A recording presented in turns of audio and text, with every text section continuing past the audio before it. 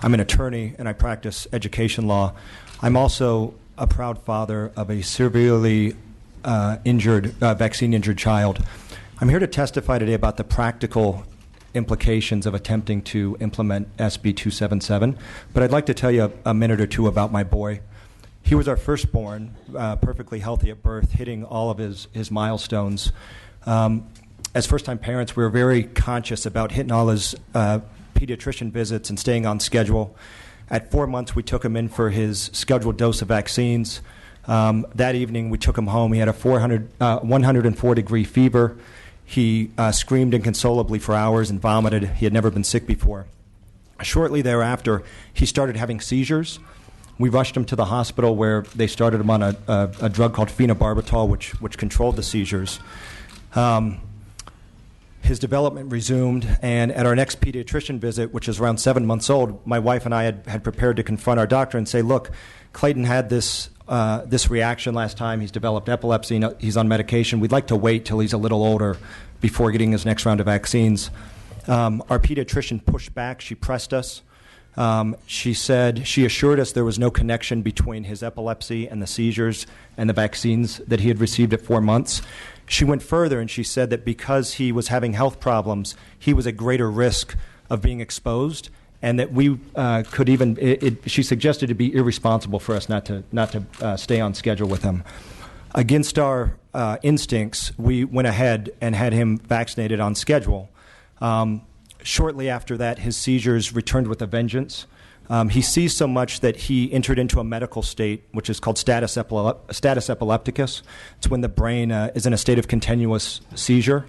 We rushed him to the hospital. That episode was the last time we heard our son's voice for 3 years. He collapsed after 45 minutes of seizing, and when he finally woke up, he had lost the ability to respond to sound.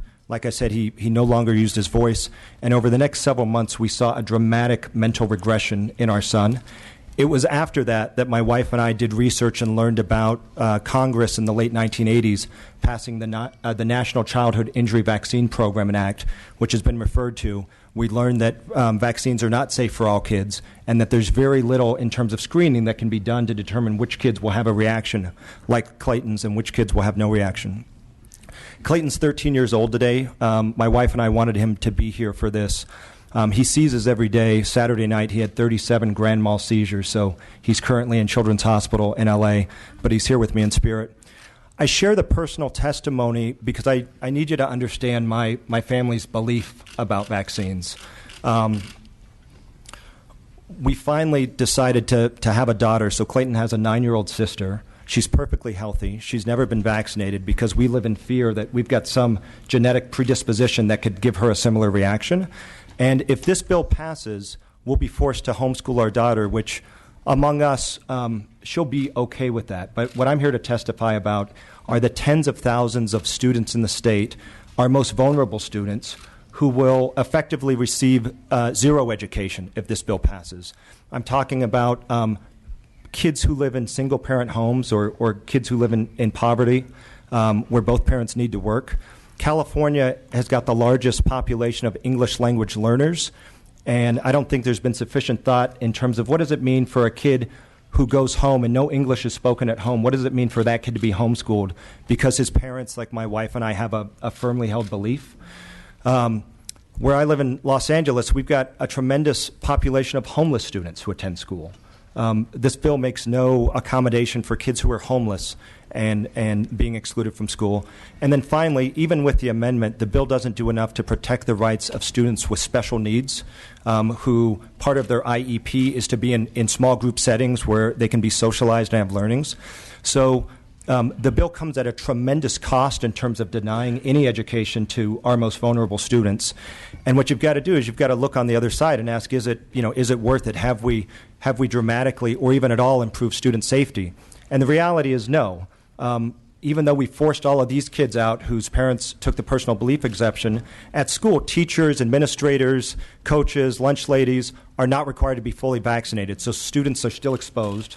When students leave the school environment and go to play Pee-wee or Pop Warner or soccer practice, go to the malls, the grocery stores, church, Disneyland, they're exposed to others. So there's a tremendous cost of implementing this bill. with little, if any, benefit.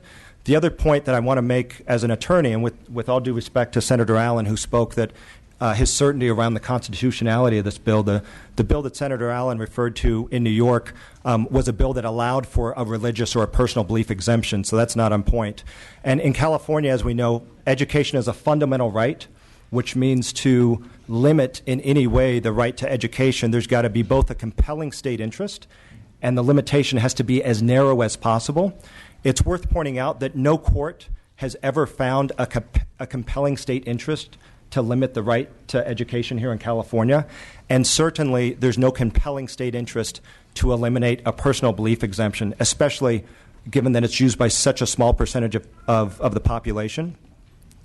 The authors themselves and their experts recognize that this is a problem that affects pockets, but still the solution, the remedy they want to propose is one that has statewide impact. The bill is also not narrowly tailored, which is a requirement for it to be held constitutional. It applies to every kid. It applies to every disease, whether the disease is communicable or not. It applies to diseases that have been eradicated from U.S. shores for decades, like diphtheria. So there's serious constitutional problems. And then under the federal law, under the Individual with Disabilities Educational Act, one of the pillars of that law, which protects the rights of students with disabilities, is that kids with disabilities have a right to learn with their non-disabled peers, and it's only if the child's disability prevents that can that be taken away. So this law will be, or SB277 is in direct conflict with federal education law and will be preempted. I think the testimony you're hearing today is that SB277, perhaps well-intentioned, is unnecessary. It's misguided in that it's not specifically targeting the pockets where problems have been identified. And more than that, it comes at a tremendous cost to the rights of students to receive education. It's unnecessary, and I urge you to vote no on it. Thank you, sir. Opposition witnesses have